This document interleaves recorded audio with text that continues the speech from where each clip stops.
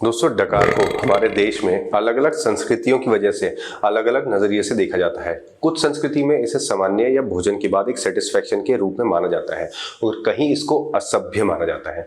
दोस्तों, पर डकार आना एक सामान्य शारीरिक प्रक्रिया है। दोस्तों, ये किसी भी इंसान के लिए स्वाभाविक है, पर कुछ पेशेंट्स में ये डाइजेस्टिव सिस्टम या पाचन तंत्र के ठीक से काम ना करने का संकेत हो सकता है। दोस्तों, ये गैस या हवा को पेट से बाहर निकालने का तरीका है, पर यह हवा या गैस आती कहां से है? क्या डकारे आना कोई सिस्टमिक प्रॉब्लम या किसी बीमारी को दर्शाता है या ये नॉर्मल है? ऐसे ही कुछ सवालों के जवाब जानने के लिए इस वीडियो के अंत तक आप बने रहें। नमस्कार दोस्तों, मैं डॉक्टर ऋषभ शर्मा आपके अपने YouTube channel That Doc Health में आपका स्वागत करता हूं और आज हम बात करेंगे कि डकारे क्यों आती है, ज्यादा डकारे किन किन कंडीशन में आती है। दोस्तों, ज्यादा डकार आने के पीछे कई कारण हो सकते हैं, जिसमें हम सबसे पहले बात करें कुछ बीमारियों के बारे में।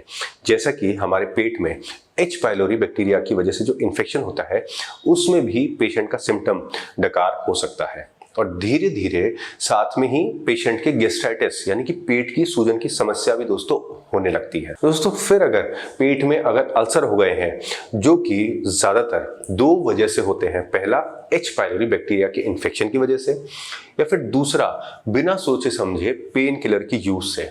इसमें भी पेशेंट के बहुत ज्यादा दोस्तों डकारे आ सकती है। खाना खाने के बाद पेट में बहुत हेवीनेस भी दोस्तों हो जाती है, स्पेशली फैटी फूड खाने के बाद। तो अगर आपको ये सिम्टम्स आते हैं तो आपको थोड़ा ध्यान देने की दोस्तों जरूरत है। इसी में दोस्तों नेक्स्ट बात करते हैं अस्थमा की। दोस्तों, ये एक ऐसी बीमारी है जिसमें हमारे वायु मार्ग में सूजन आ जाती है और जिसकी वजह से रोगी को सांस अंदर लेने में या बाहर निकालने में दोस्तों कठिनाई का एहसास होता है और डायफ्राम या सांस की धमनी का मूवमेंट भी ज्यादा होता है और जिसकी वजह से कई बार सांस की नली के अलावा हवा खाने की नली में दोस्तों चली जाती है, जो कि डकार के रूप में फिर बाहर आती है। तो ये अस्थमा का एक सिम्टम भी दोस्तों हो सकता है। दोस्तों, फिर एक सिचुएशन होती है जिसे हम मेडिकल भाषा में GERD बोलते हैं।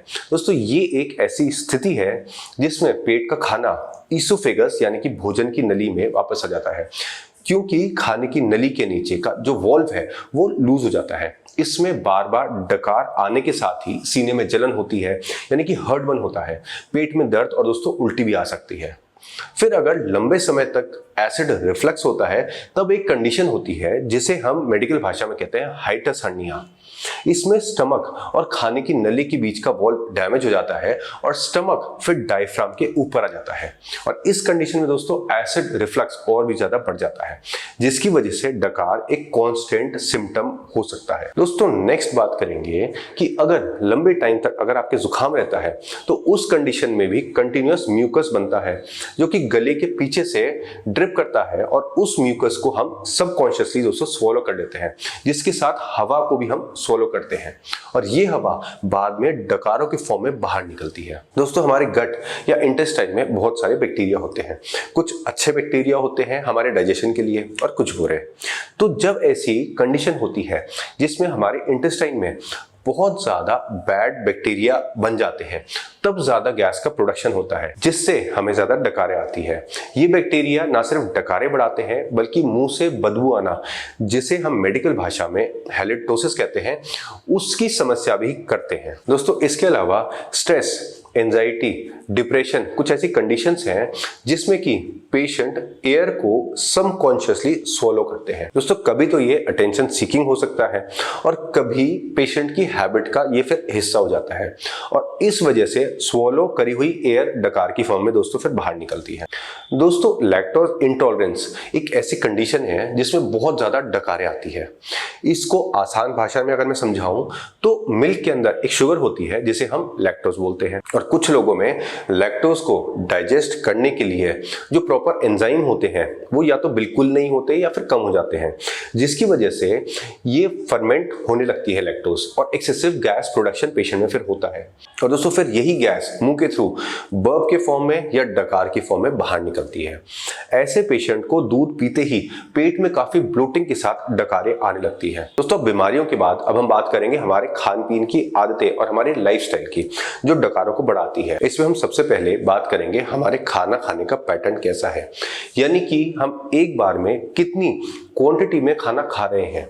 कहीं एक बार में ज्यादा खाना तो नहीं खा रहे हैं, या हम खाने को प्रॉपरली चू नहीं कर रहे हैं, उसको जल्दी जल्दी निगल रहे हैं, इसकी वजह से दोस्तों हम खाने के साथ हवा को भी अंदर सोलो कर जाते हैं, जो कि बर्पिंग या डकारों के लिए दोस्तों फिर रिस्पॉन्सिबल होती है। या फिर दोस्तों कहीं हम रेगुलर बेसिस पर ऐसी ड्रिंक या बेवरेजेस तो नहीं ले रहे हैं जिसमें कार्बन डाइऑक्साइड होता है या फिर फिज होता है, जैसे कि बियर, सॉफ्ट ड्रिंक्स।